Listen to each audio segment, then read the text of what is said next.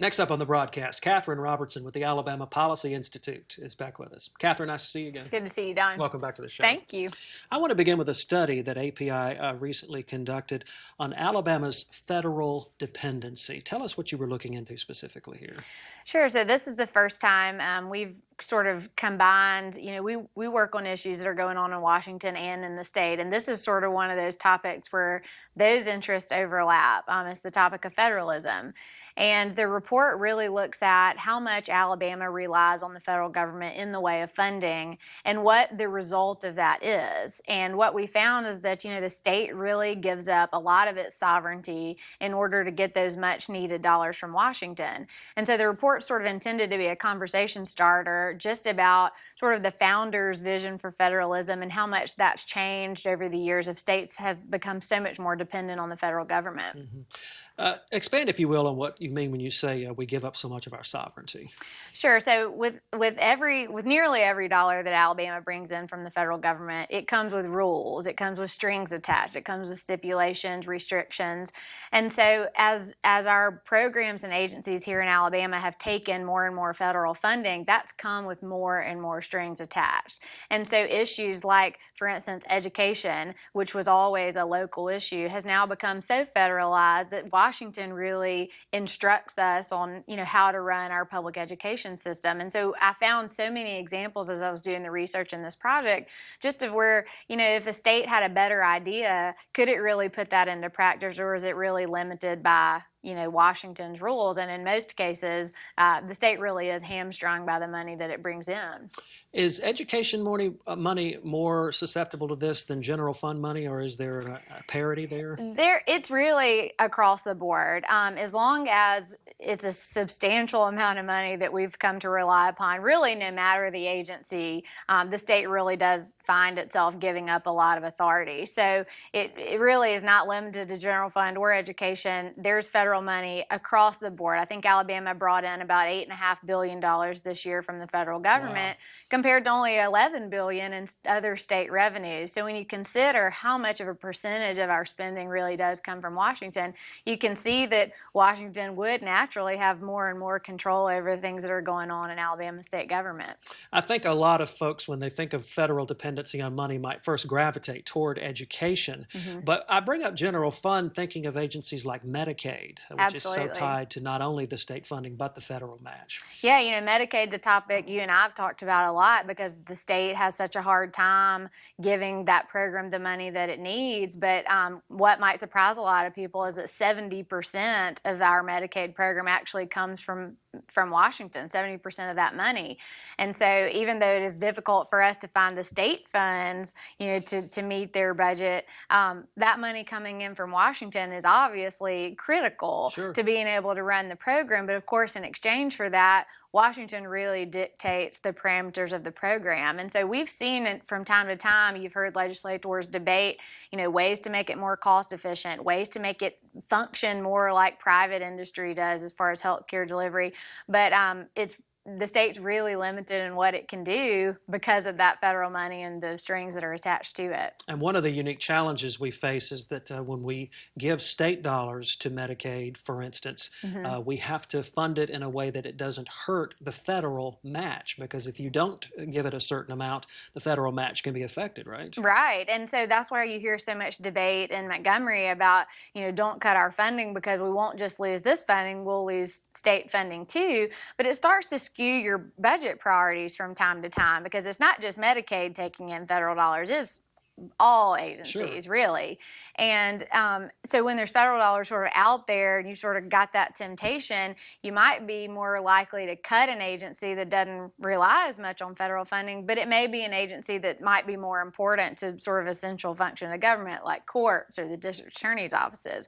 So it can present sort of some skewed results and not necessarily tailor spending to the needs of the citizens here. Is there a certain amount of weaning you think we ought to try to attempt? Well, I think first it's sort of an adjustment in philosophy, right? So if we, our state is run by, labeled conservatives who typically agree that, you know, the Constitution, the way it was written and the way our government is set up is the best way.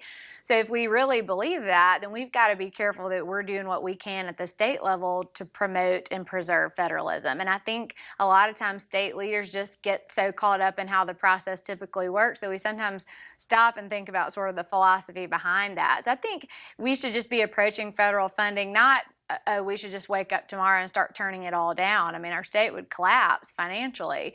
But just to start looking at that money with a little more skepticism, looking a little more closely at what we're promising in exchange for the funding, and then looking for ways to find flexibility. I think that's really the first place to start. Going back to that sovereignty issue, how much of our sovereignty are we supposedly giving up and accepting money, right?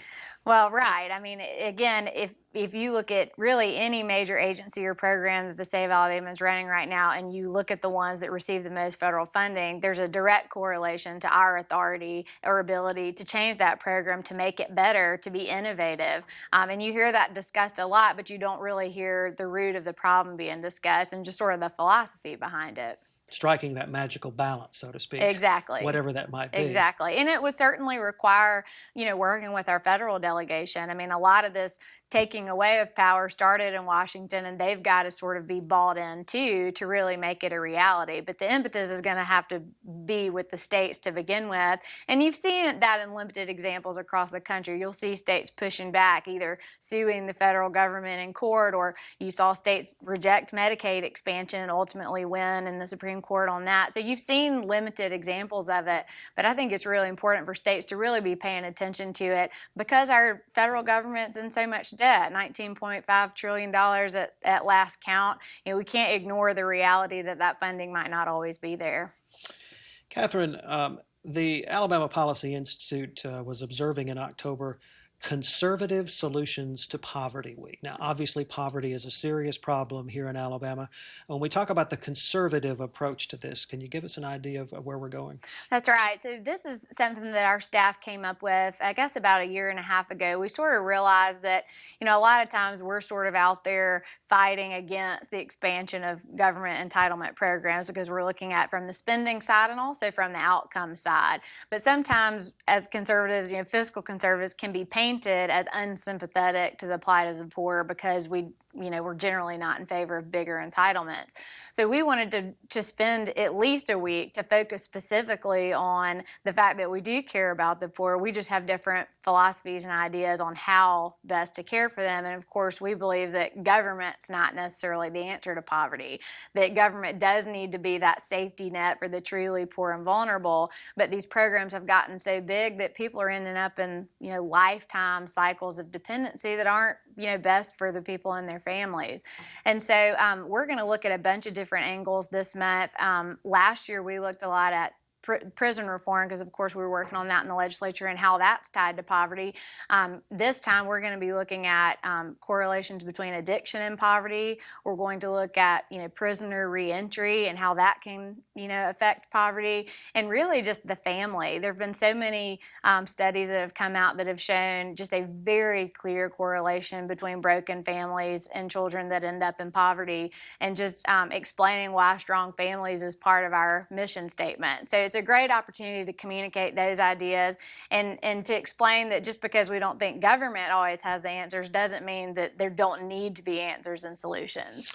Well, you bring up an interesting point, and there's a certain divide in philosophy on this issue. And is it a tough sell pushing some of these ideas in Alabama? Sometimes, I think so. I mean, obviously, you know, when you look at our entitlement programs here, they're very large compared to our state population because we are a poor state. But I also think that when you're able to explain it at the level that people can really grasp, which conservatives don't always do a good job of. You know, you got to get past the data and the statistics and just explain, which people experience in everyday life, that churches and communities and families are really where you can turn poverty around, not so much government programs that are just giving you money. So I think people do understand that and know that, but conservatives don't always do a good job of really making a point to message that.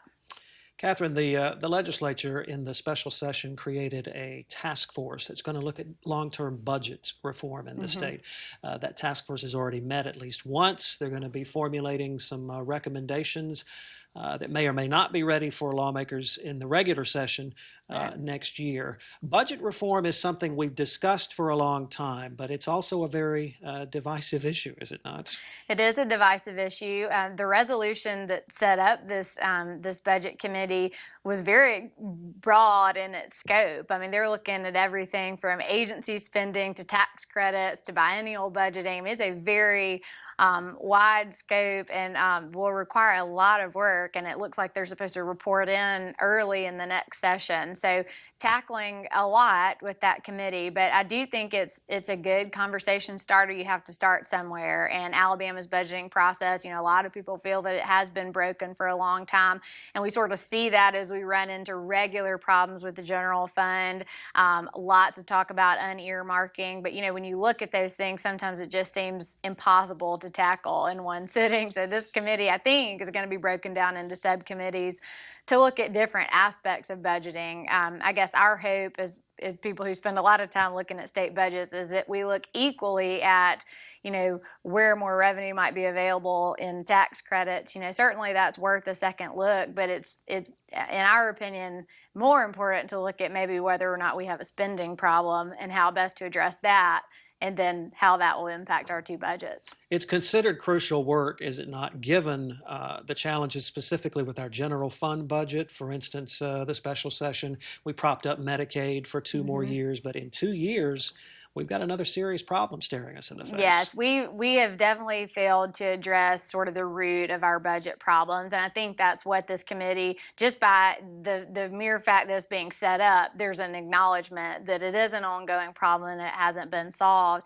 But again, you can get caught up in looking at earmarks or tax credits or things like that sort of move money around and forget to really look at what's driving all these increases in spending. So I hope that the committee will take a balanced approach to the revenue side and the spending side.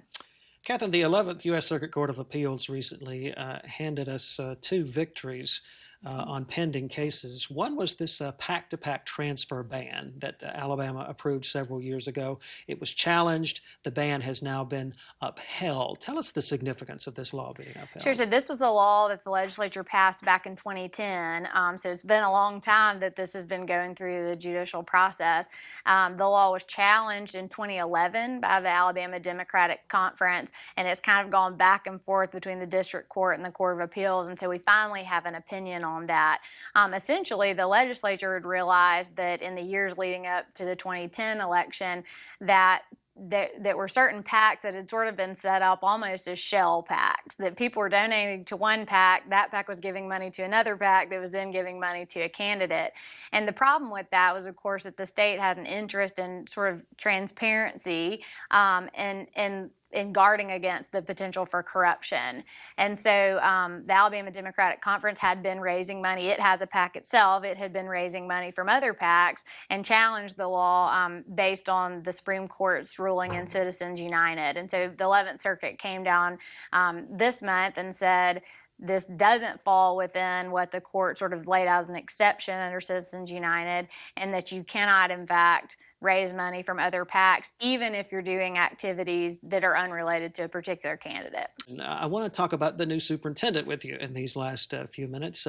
Michael Sentance, of course, is on the job now. What are the API's impressions of Mr. Sentance? He hasn't come into office without controversy. Right. There has been a lot of controversy, which I think is to be expected. He's an out-of-state candidate. He's a unique candidate in that, he's not come up through the Alabama system or really any state system. He's sort of been an outside influence, sort of a reformer that's been in Massachusetts, and of course Massachusetts and Alabama are very different states. So you can understand why there would be some nervousness on the part of the education community, but he's obviously very well qualified. He had a fantastic interview with the state school board. He's been very impressive in the way he's sort of handled, the controversy that he was walking into, which I'm sure he was not entirely prepared for. But, I think it's just a typical situation. You see this even with large private corporations. You get to a place where you need a new set of eyes, a fresh approach.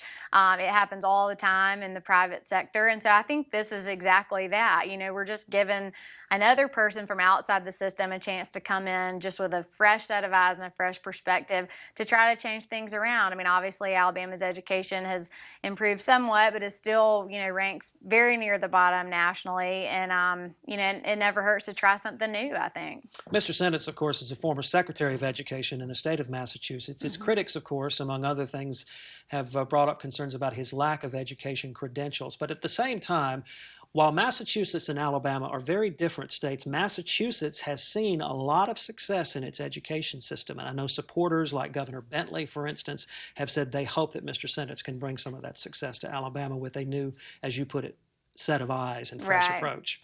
Well, I think, any company that's looking for a CEO, if you're going to be the CEO of a franchise of, auto mechanics, the CEO doesn't necessarily have to know how to fix the cars, right? They've just got to have good business sense, understand the structure, understand the challenges, and try to get it going in the right direction. So I think Michael Sentence has proved with his previous experience that he can do that. He may not have been a superintendent and he may not have been one in Alabama. That doesn't make him unqualified to come in and help get the thing turned around. And I think that's, I think we should give him a chance, give him a fair shake. Well, one thing that was encouraging after he took office was he said, I know that my first priority is going to be proving myself to my critics. And I think he was willing and able to start doing that. Absolutely. I mean, any superintendent of education, it has a lot to prove, be it an inside candidate or an outside, but probably more so for an outside. But I think he knows that. Look, he didn't apply for this job thinking that Alabama was #1 in education. He knows our challenges. He knows, where we've been, and he still wanted the job. So I look forward to seeing what he's able to do. Katherine Robertson with the Alabama Policy Institute. It's always a pleasure to have you on the show. Thank you, Don. Thanks for being here. And Capitol Journal. We'll be right back.